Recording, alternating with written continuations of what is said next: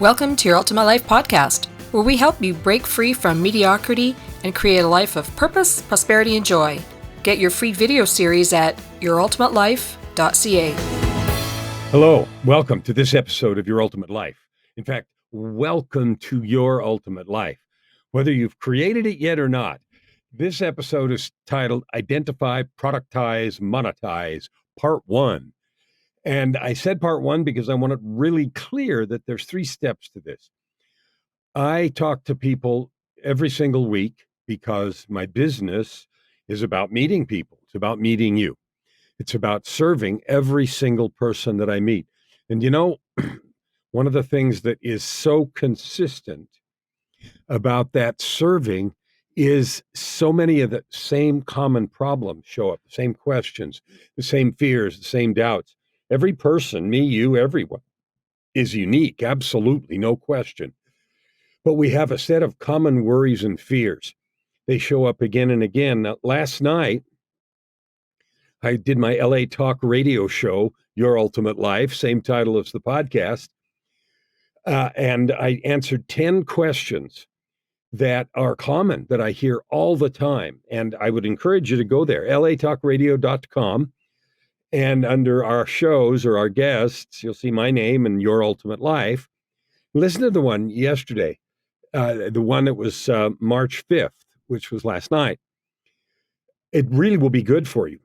You know, it will be. It'll be fun. It was a fun episode. Anyway, today, I want to talk about what is the process for creating money when you don't have a job. So there's lots of ways you can create money when you don't have a job.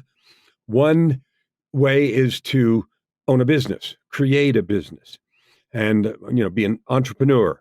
Okay. Another way is to be a gig worker, a freelancer of some kind. Now, a freelancer 20, 30 years ago, to me at least, meant, those people that are unemployable or something, and they run around, take pictures or write stuff or whatever. It was just kind of this thing out there. Today, freelancing's big business. It's growing faster and faster. There was an estimate in one of the, I think, Wall Street Journal not too long ago that it won't be very long before more than 50% of workers will be freelancers. Well, freelancing is another way of owning your own business. I mean, you get to pick your hours. The difference is when you have a business and you do a certain thing or set of things, you have products and services. When you're a freelancer, you do that also, but it's not necessarily, in one place. You can put a profile up on Upwork that's kind of like a portfolio of stuff that you do. So there's a way to turn a freelancing career into a business where you highlight a portfolio of services, and now there's a platform for you to do that. Upwork has existed for a long time. It was Elance before that, and before that it was Odesk. They merged twice and changed names and whatever. But one of the new features, or fairly new, is this portfolio approach where a freelancer can highlight several services, and effectively it becomes a marketplace for the different things that you offer. So that's kind of fun too. But anyway, what I want to talk about today is how do you figure out what to offer? How do you figure that out? Identify, productize, monetize. So identifying is figuring out what the heck you have to offer. What matters to people? What are people willing to pull out their credit card and pay for you? So there's 1,000 things, more than 1,000. Maybe you write well, so you can be a freelance writer. I get asked often if I will ghostwrite people's books because I've written 19 books. Before I wrote several books, people would not have asked me to ghostwrite books. That means one of the things you can create a business with is skills that you have. If you write well, you can create a business doing that. I have a client right now who's an artist, a world-class artist. So he does commissions and not only art commissions, but other things like NFTs and, those kinds of things that are digital art. And there's a whole range of services. And now, of course, he also teaches digital art and art in general, especially with new tools that are coming out like AI-generated images. This image behind me is an AI-generated image that I use to illustrate part one, which is identify. You can't sell a product if you have no idea what it is. You can't sell a product if nobody wants it. So the first thing, if you want to create a business, either as a freelancer or as an entrepreneur, self-employed, you need to figure out what you offer. What do you really have to offer? Now, that might sound simple, or it might strike you as terribly complicated. Some people, when I talk to them, like I said, I talk to lots of folks every week, their first thought is, I have no idea what I can do. I have no idea what to offer. And what that means 100% of the time is that you haven't sat down and spent some time thinking about what you do, what you have done, and what you could offer in the marketplace. Or if you have, you've thought about it in a very restrictive way. So, for example, one of my other clients teaches people to freelance, and he specializes in helping people get on the freelancing platforms like Upwork and freelancer.com, and there's like 150 of those. He teaches them how to identify skills and then get on the freelancing platform if they want to do gig work like that. When I said most people think about things in a really narrow way, here's an example. A dentist came to him and said, I can't drill and fill online. No, you can't, but you can do research and offer advice on dental hygiene, handling common dental problems, packaging and giving advice on mouth care, prosthodontics if you have them, whatever your skill is. And quite frankly, that is sometimes more valuable than the actual motion of drilling and filling, because drilling and filling is after there's a problem and you've got to go fix the problem. What about dental health and hygiene? I know you get that at your dentist, but that's after you've gone for cleaning, and you do that twice a year. Maybe there's other mouth problems. And so there's all kinds of ways to recontextualize or rethink about a skill that you have that you thought somehow was only a hands-on skill. And with that in mind, that dentist who's a doctor of dental surgery, DDS, he realized that his medical knowledge and his specialized medical knowledge about teeth and mouth and gums and all that was a very valuable resource in terms of helping people with a healthy life, change habits, get really good dental hygiene, and solve problems. It opened up a whole new world. And sure enough, he went on online platforms and there was a market for that. He couldn't find it because he had thought too narrowly about the skill that he had. And that's just one skill. If you sit down right now, you can find 10 things you know how to do. I'll give you another example. I'll use me this time. I write, I sing, I write music, I've written poetry, I coach, I've done leadership team coaching, I speak at events, I've organized events. I've held my own events so I can help people organize, plan, and create successful events. And there's a whole bunch, like me think just, for another moment. Oh, I've also directed orchestras and choirs and plays. So I have skill in drama. Because I write, I also edit books. I also I've got an editing client right now that we're in the process of editing her book. So there's just a partial list of things that I could do. Now, there's other skills that I do that I don't really enjoy doing very much. So I probably wouldn't offer them as a service. I've painted lots. I used to work for a contract painter. I wouldn't offer painting services for any reason. Didn't enjoy it. All those other ones I listed are things that I do and have done and really enjoy, especially the music thing. I used to teach a class in recording. The Academy of Recording Arts and Sciences in Phoenix used to bring their graduates to the studio that I had for a class in mixing and, sound design and that sort of stuff. I've also done session work with keyboards and synthesizers and stuff at different recording studios for other people's recording projects. So I use mine because I know them. But I've gone through this same exercise with many clients to help them identify things that they could do to create income. Now, so that's part of identify, but that's only 1/3 third of your ability to make a difference. The skills you have, many of which you may have already sold in the marketplace, that is only a third, one strand of your offering. What? You're saying? Yeah, really. So let's talk about strand number 2. And before we do, remember, strand number 1 isn't just the hands-on action. Now, if you're talking about landscaping, oh, well, you have to be in the yard to landscape. Yeah, you do. Landscape planning and those kinds of things, all of the stuff that takes place before the actual planting and seeding is another way to think about everything, because the real skill is creating the design of something so that when it's executed, it's really good. All right. So that's still all just strand number 1. Strand number 2 that you have, that you probably haven't mined, is the gifts that you have. Every person who breathes air has the ability to do things good, well, better than others, just natural gifts. So obvious ones are things like art. Like a client I have is very gifted in that. I have musical gifts. I have the ability, I've developed the ability to speak. I have the public presence. I have a powerful, energetic presence. I've been told that often.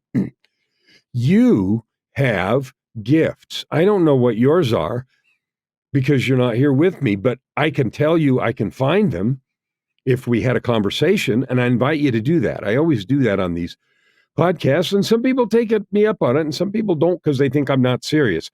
I'm dead serious. I'd love to talk with you. Your gifts are really important. I'll give you an example of that. The other day, I had a conversation with a woman from around the world. She was in Turkey, and we met on a networking application that pairs people up according to interests and that sort of thing. Kind of like dating, only it's not dating app. It's an interest app, a networking app. So she's a psychologist, and she also works in a pharmacy.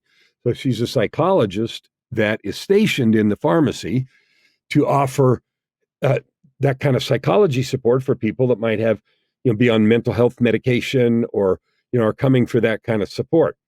So that's a skill that she's learned. She's gone to school. She's a degreed, I don't know which degree, but a degreed psychologist with the ability to help people. What I noticed in our conversation were some of the gifts that she has. She told me why she did it, and I asked all these questions. Why are you doing this? And she talked about her passion for helping people. And I said, well, where did that come from? And then she told me some stories about things in her life that drove her to do this. And so her gift was her ability to listen. She was a deep listener, a person who gave someone the confidence to share because she was genuinely listening. That's a powerful gift. And I mentioned that to her. A good listener is one of the most beautiful, most coveted, most powerful gifts because so few people do it. We're listening to respond. We're listening to defend. We're listening to deflect and attack or to place blame, but we're not listening to just be there with someone. And it became evident to me in our conversation that she had the gift of real empathetic listening. And so I said to her, I know some things about you. And she said, well, what do you mean? And it wasn't stuff we talked about. And I said, I know that you love people. I know that you love to listen and you make them feel comfortable. And said a number of things related to that. And she blushed and said, well, you're making me feel embarrassed. And I told her, no, I'm honoring you powerfully because it's true. It's true. And she then acknowledged that it was and felt, grateful that I acknowledged it. You have gifts like that. So besides obvious ones like speaking or music or art or something like that, let's explore some of the many, many, many more gifts that aren't that obvious. The gift of listening, the gift of being compassionate. Some people are just naturally more compassionate. My wife, my angel, my joy, her name is Joy, my most beautiful, wonderful woman in the universe, she is so compassionate. Her natural gift is to be thinking about what others need, what others could use, what will make their day better, happier. We have some cats, and one of the cats that we have had some problems and wasn't eating well, so we took her to the vet. And it turns out she had to have 6 teeth pulled. Now cats have 30 teeth, so minus 6 isn't that big of a deal. And she also had some gum infection.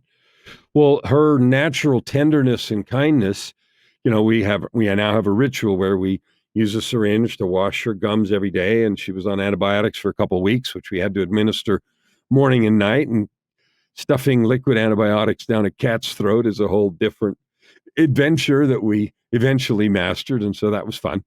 But anyway, she came back from the vet yesterday and said, so now we don't have to do the antibiotics anymore. The open sores on the one gum on the one side are healing. But what we have to do is we have to, twice a day, in the morning, we have to take a cloth and rub the teeth. And at night, we have to brush the cat's teeth.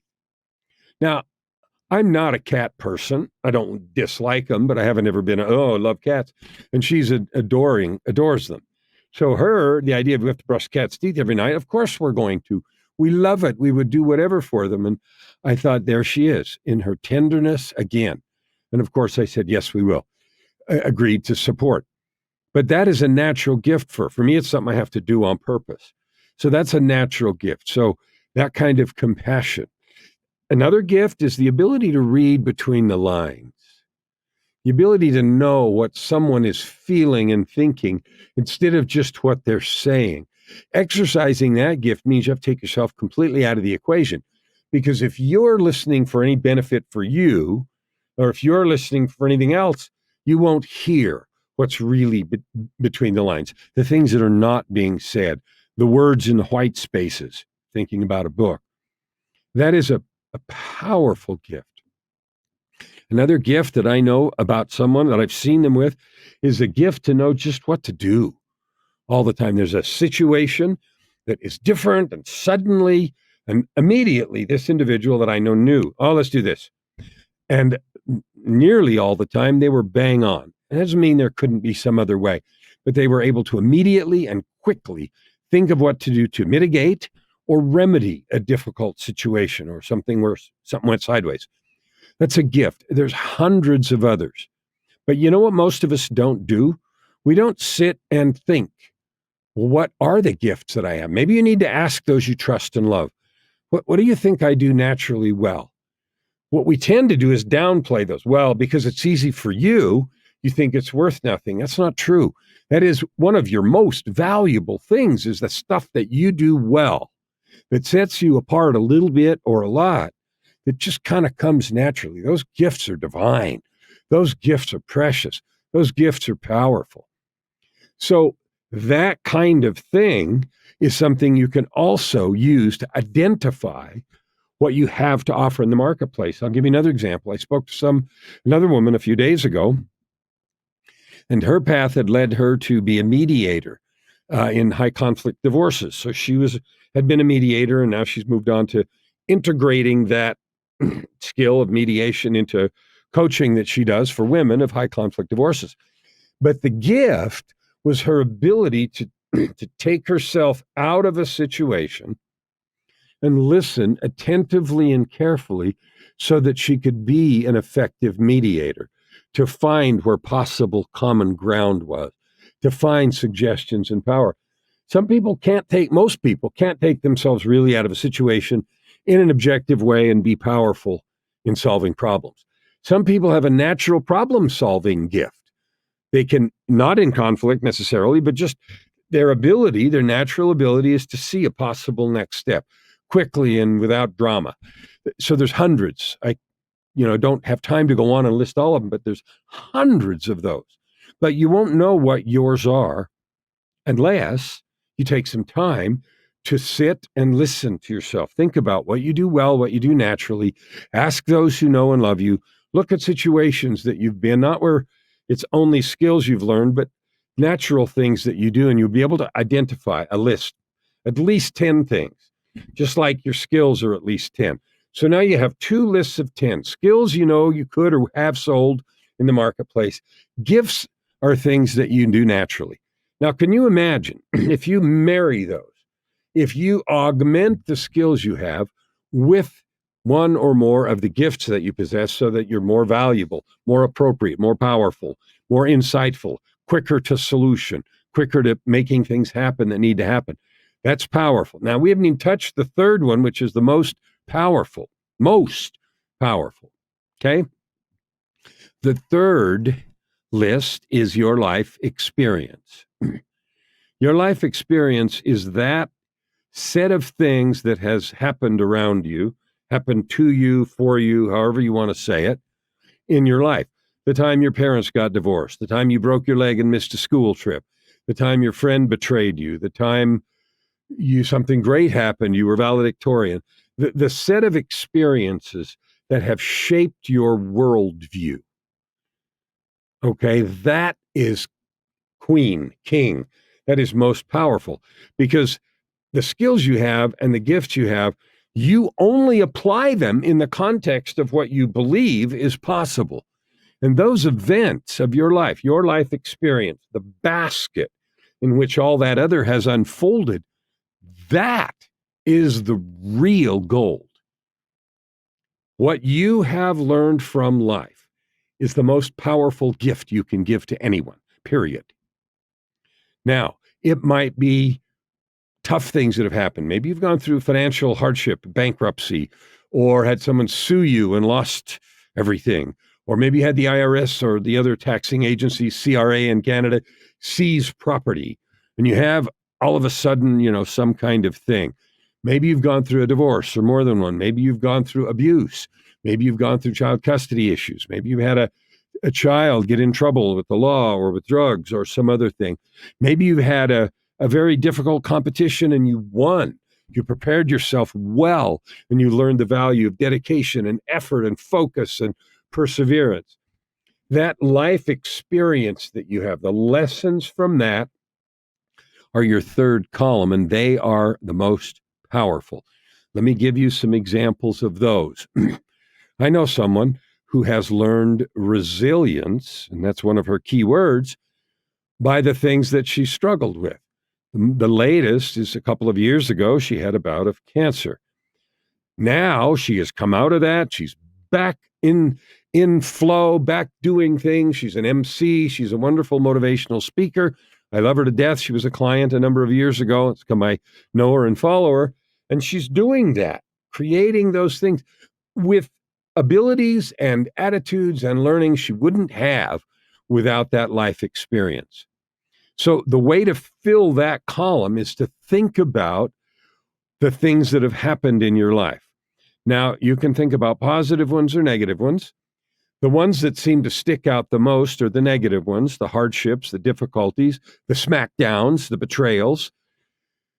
It seems like those are the greatest opportunities for us to learn something and develop a skill from that life experience.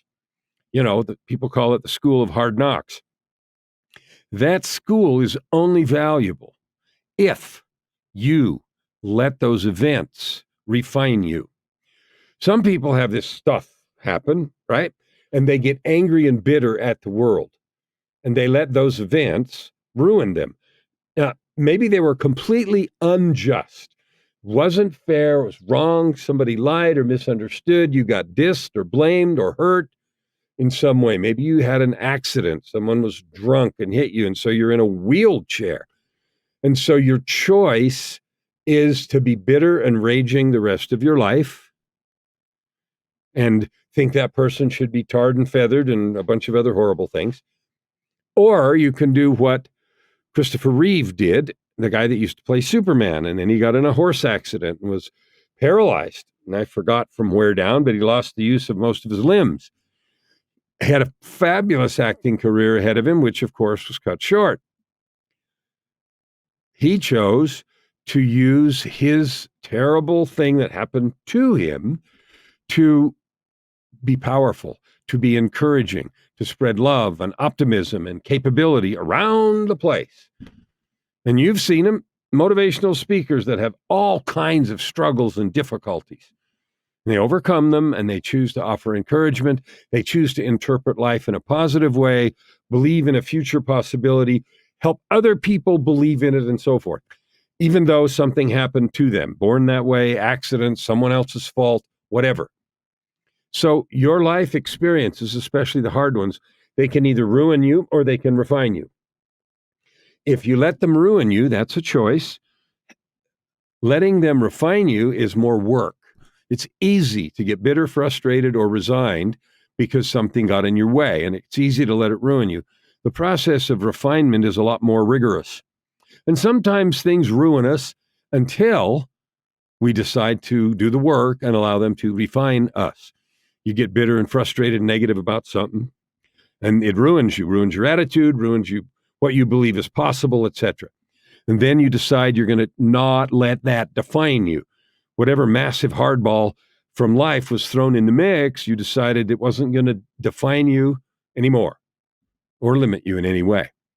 So thinking about your life events, you can create a list of at least 10 things, life lessons that you've learned that serve you, that give you insight, information, value, ability to give encouragement and hope to others that you and you alone have that's unique because of your unique circumstance. So those are the three sources: your existing skills, your gifts, I call them divine gifts, your gifts, and then the things you've learned from your life experience. Now look, each one of those alone is powerful. If you wind them together, I call it a triple helix. And on other, it's like the DNA helix is double. Let this be a triple helix. If you take the time and effort, and it doesn't happen by itself, but if you take the effort to think about your skills, examine your gifts, and learn what you've learned from your life experience, and you take those three things and weave them together, parts of them, some of this, some of that, some of that, I promise you, you will not only identify several things you could offer to the world, to those who need it. Now, everybody doesn't need the same size shoe or anything else, but you will create several gifts, offerings, products, as it were, that you could offer. Maybe it turns into a book or a coaching package or speaking or a lot of things. Maybe it even turns into creations that you do. Your creativity is exploded because of the combination of those things. So what I wanted to really reinforce today is most folks give up because this is a little difficult. It's never going to come in an Amazon box.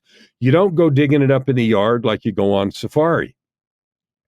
If you want to create your most powerful offering, which will allow you to make the most money because it's the most valuable. It's a combination of all three. It'll allow you to make the most money. You'll have the biggest impact, meaning you'll help the most people. And it'll be the most fun because it draws on all the different parts of your life.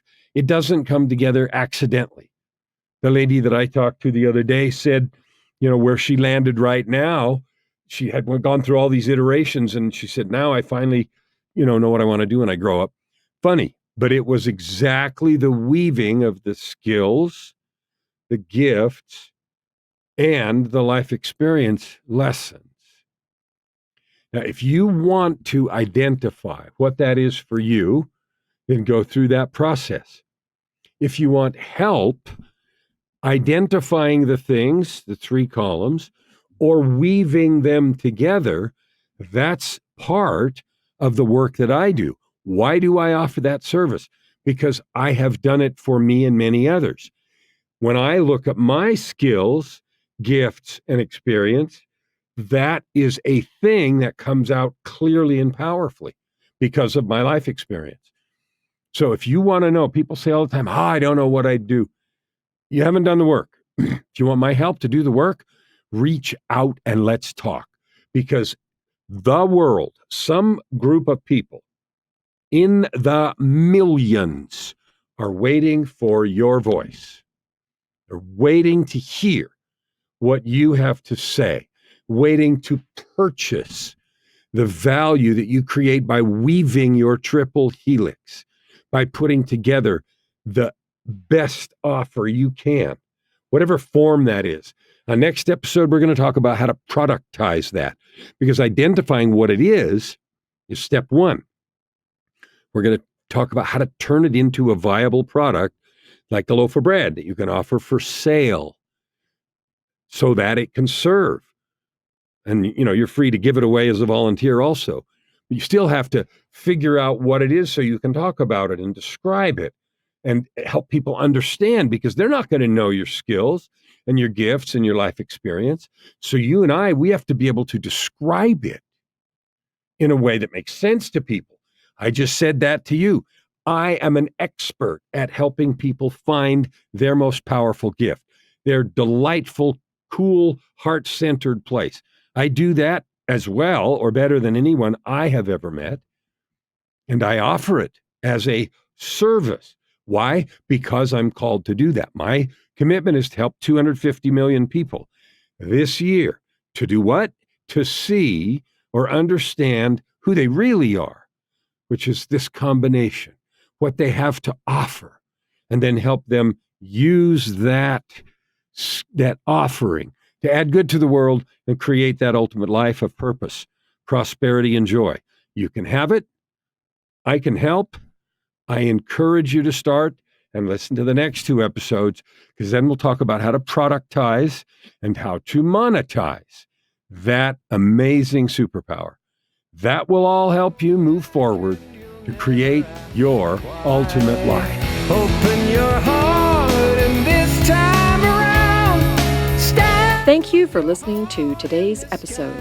We hope that you take it deeply into your heart and decide for yourself how you can create anything you desire. If you like what you heard, please subscribe to this podcast and share it with your friends. As always, we'd love to hear your feedback and topic suggestions. Until tomorrow, this is Your Ultimate Life with host Kellen Flukiger. Stand with your heart in the sky and your feet on